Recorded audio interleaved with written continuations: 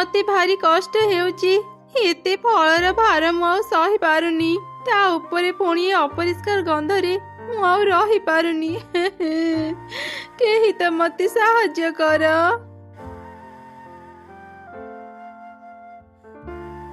माँ ए सब मते कौन खाइबा को देउछ? तुमे कौन जानि न मते एमिति सुखिला भात खाइबा को भल लागेनी। ओहो माँ एते जिद काई करूछु कहिलु?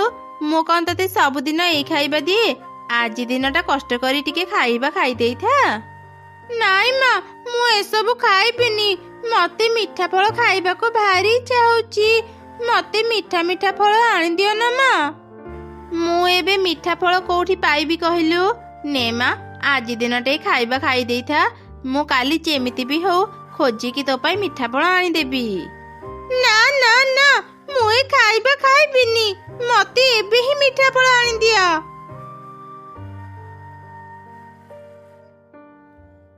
ओहो ए झियोटा को मौ पारिबिनी। मीठा फल मु एबे कोठी खोजिबी?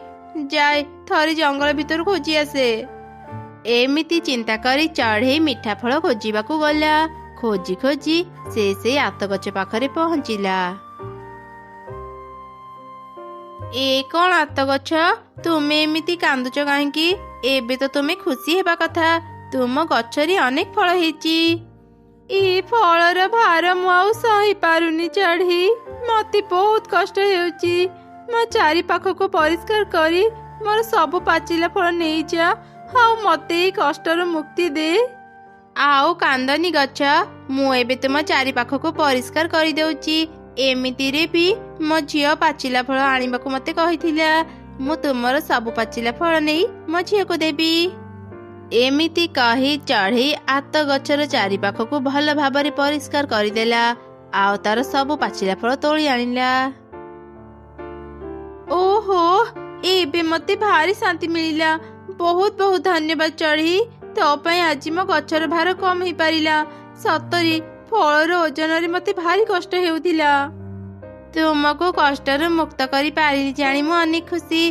अच्छा ठीक अछि आत गछ मु एबे मीठा फल नि घर को जाउची। मो झियो मते अपेक्षा करिथिबा। चढ़ी तते जदि आहरी फल दरकार हुए मो पाख को आसीबो। आउ मोठ फल नहीं जीवो। जदि आउ काहर भी फल दरकार हुए सेमानंकु भी कहि देबो। सेमाने मो पाख को आसीबे। एमिति रे भी आउ किछि दिन परे मोर सब कंचा फल पाची जीवो। अच्छा ठीक अछि गछ मु तुम कथा समस्तंको कहि देबी। तापरे चढ़ई पाचिला आत धरी ता घर को गला। आओ तार झियो को देला। चढ़ई छुआ मीठा फल खाई खूब खुशी हेई गला। एमिति किछि दिन बीती गला। दिने ए जंगलर परिवेश मते बहुत भल लागे। अनेक दिन परे एठाको आसी मो मन भल हेई गला।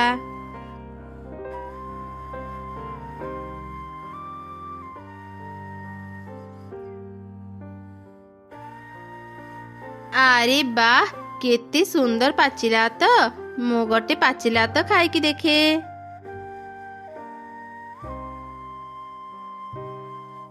वाह वाह कि स्वादिष्ट पाचिला तो।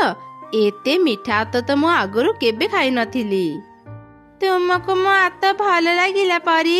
एक कथा जानी मु अनेक खुशी। तुमे चाहिए मो पाखरु आहुरी किछि आत परी राइज को नहीं जीवा। हाँ मु तोठू आत तो नेबी हेले एमिति मागणारे नुह। तू मते मीठा आत खुएचु। कह तते कौन उपहार दरकार? तू जहा कहबो मु तते सब देबी।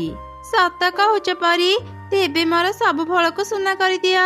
मो गछरे सुना फल फलिले मु अनेक सुंदर देखा जीबी। आउ हाँ परी मते एमिति किछि शक्ति दियो जेमिति दुष्ट चढ़ई मानक पाखरु मो सुना फल को रक्षा भी करि परिबी। अच्छा तेबे आत गछ मु एबे तो इच्छा पूरा करि देउची। तापरे परी किछि आत तोड़िला। आउ बाकी सब आत को सुना आत कर दे चली गला। से जिबा परे परे काउसी गछ पाख को आसिला। अरे कौन सुना तो चढ़ई तो कहूथिला एठी पाचिला तो मिलिबो। मो पाचिला तो नेबा पई आसीथिली हेले एबे तो सुना तो देखुची। काऊ तू आसीबा आगरु जणे परी एठाको आसीथिले। ସେ ମୋର ପାଚିଲା ହାତ ଖାଇ ବାକି ସବୁ ହାତକୁ ସୁନାର ହାତ କରିଦେଇଛନ୍ତି। ଆଜିଠୁ ମୋ ଗଛରେ ସୁନା ହାତ ଫଳିବ। ଏଇଟା ତ ବହୁତ ଭଲ କଥା। ଏବେ ଆମ ଜଙ୍ଗଲର ସବୁ ପଶୁପକ୍ଷୀ ସୁନା ହାତ ବିକ୍ରି କରି ଅନେକ ଧନୀ ହେଇପାରିବେ। ମୁଁ ଆସିଥିଲି ପାଚିଲା ହାତ ଖାଇବା ପାଇଁ, ହେଲେ ଏମିତି ସୁନା ହାତ ପାଇଯିବି ଭାବିନଥିଲି। ଯାହା ହେଲା ଭଲ ହେଲା। ଏବେ ମୁଁ ବି କିଛି ସୁନା ହାତ ନେଇ ବିକ୍ରି କରିବି। ଏଇ କାଉ, ଖବରଦାର, ମୋ ସୁନା ହାତରେ ଜମା ହାତ ଦେବୁନି। ଏବେ ମୁଁ କୌଣସି ସାଧାରଣ ଗଛ ନୁହଁ, ମୁଁ ଏବେ ସୁନା ଫଳର ଗଛ। ତୋ ପରି ଗୋଟେ ସାଧାରଣ ପକ୍ଷୀ ଆସି ମୋ ପାଖରୁ ସୁନା ନେଲେ ମୋର କିଛି ମାନ ସମ୍ମାନ ରହିବନି। ଯା ଯା, ଏଠୁ ଚାଲି ଯା।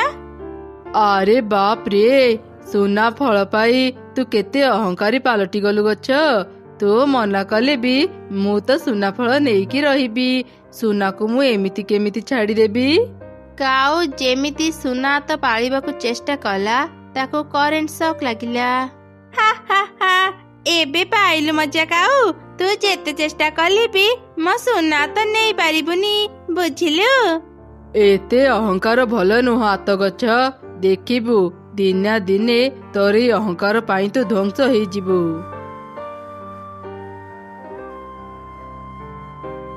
ଯା ଯା, ତୋ ପରି ଗୋଟେ ସାଧାରଣ ପକ୍ଷୀର କଥାରେ ମୋର କିଛି କ୍ଷତି ହେବନି। ସୁନା ପାଇ ମୁଁ ସବୁ ଗଛ ମାନଙ୍କଠୁ ଏବେ ସୁନ୍ଦର ହେଇଯାଇଛି। ମୁଁ ଏବେ ଗଛ ମାନଙ୍କର ରାଣୀ। ସେଦିନ ପରଠାରୁ ଆତ ଗଛ ବହୁତ ଅହଙ୍କାରୀ ପାଲଟି ଗଲା। ସେ କାହାକୁ ବି ତା ସୁନା ହାତ ଦେଉନଥିଲା। ଚଢ଼େଇ ମାନଙ୍କ ସହ ସେ ବହୁତ ଖରାପ ବ୍ୟବହାର କରୁଥିଲା। ଏମିତି ଗୋଟେ ଦିନ, ଆରେ ବା ଚଢ଼େଇ, ସମସ୍ତେ ଠିକ କହୁଥିଲେ, ଏ ଗଛରେ ସୁନା ହାତ ଫଳିଛି। ଆମେ ଏଠାକୁ ଆସି ଖୁବ ଭଲ କାମ କଲେ। ଏମିତି ଏକ ସୁନା ହାତର ଗଛ ମୁଁ ଆଗରୁ କେବେ ଦେଖିନଥିଲି। ମୋ ସୁନା ହାତ ଦେଖି ତୋର ଲୋଭ ହେଉଛି ନା? ମୁଁ ସମସ୍ତଙ୍କୁ ଏତେ ଅପମାନ ଦଉଛି, ତଥାପି କଣ ପାଇଁ କେଜାଣି ସମସ୍ତେ ମୋ ପାଖକୁ ଆସୁଛନ୍ତି। ଏବେ ମୁଁ ସାଧାରଣ ହାତ ଗଛ ନୁହଁ, ତମେ ମାନେ ମତେ ଆଉ ଛୁଇଁ ପାରିବନି।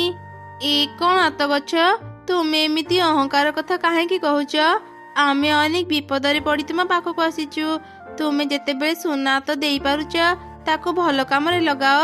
ତୁମେ ଯଦି ଆମକୁ ସୁନା ହାତ ଦେଇ ସାହାଯ୍ୟ କରିବ, ଆମେ ବି ତୁମ ଚାରି ପାଖକୁ ପରିଷ୍କାର କରିବୁ ଆଉ ତୁମର ଯତ୍ନ ନେବୁ। ଚୁପ୍ କର ଚଢ଼େଇ, ତମ ମାନଙ୍କର ସେବା ଯତ୍ନ ମୋର ଆଉ ଦରକାର ନାହିଁ। ତମେ ମାନେ କଣ ଭାବିଛ ଏମିତି ଲୋଭ ଦେଖେଇ ମୋ ସୁନା ହାତ ନେଇଯିବ? ମୁଁ ତମ ମାନଙ୍କୁ ମୋର ଗୋଟେ ବି ସୁନା ହାତ ଦେବିନି। ମୋ ଗଛରେ ସୁନା ହାତ ହେଇଥିବାରୁ ମୁଁ କେତେ ସୁନ୍ଦର ଦେଖା ଯାଉଛି, ଆଉ ତମେ ମାନେ ମୋ ସୁନା ହାତ ନେଇ ମୋ ସୁନ୍ଦରତା ନଷ୍ଟ କରିବାକୁ ଚାହୁଁଛ? ତା ମୁଁ କେବେ ହେବାକୁ ଦେବିନି। ଚାଲିଯାଅ ଏଠୁ। ଆତ ଗଛର ଏପରି ଅହଙ୍କାର କଥା ଶୁଣି ଚଢ଼େଇ ମାନେ ସେଠାରୁ ଚାଲିଗଲେ। ତାର ଖରାପ ବ୍ୟବହାର ପାଇଁ କେହି ବି ତା ପାଖକୁ ଆସୁନଥିଲେ। ଏମିତି ଦିନ ବିତି ଚାଲିଲା। ଦିନେ ହଠାତ୍ ବର୍ଷା ପବନ ଆରମ୍ଭ ହେଇଗଲା। ପବନର ବେଗ ଏତେ ଥିଲା ଯେ ଆତ ଗଛ ଗୋଟେ ପଟକୁ ଢଳିଗଲା। ବଞ୍ଚାଅ, ମତେ କେହି ବଞ୍ଚାଅ। କଣ ପାଇଁ ଯେ ମୋ ପରୀଙ୍କୁ ସୁନା ହାତ ମାଗୁଥିଲି? ସୁନା ଭାରରେ ମୁଁ ଏବେ ସିଧା ହେଇପାରୁନି। ମୋ ଅହଙ୍କାର ମତେ ଆଜି ଶେଷ କରିଦେଲା। ମୁଁ ଯଦି ପକ୍ଷୀମାନଙ୍କୁ ସାହାଯ୍ୟ କରିଥାନ୍ତି, ସେମାନେ ଆଜି ମୋ ପାଖକୁ ଆସି ମତେ ବି ସାହାଯ୍ୟ କରିଥାନ୍ତେ। ଏବେ ମୁଁ କେମିତି ବଞ୍ଚିବି? ଏମିତି ଆତ ଗଛ କାନ୍ଦୁଥିଲା, ହେଲେ କେହି ବି ତାକୁ ସାହାଯ୍ୟ କରିବାକୁ ଆସିଲେନି। ସୁନା ଆତର ଭାର ସହି ନପାରି ଆତ ଗଛ ପୁରାପୁରି ଉପୁଡ଼ିଗଲା। ଏମିତି ସେ ଅହଙ୍କାରୀ ଆତ ଗଛର ଅନ୍ତ ହେଲା।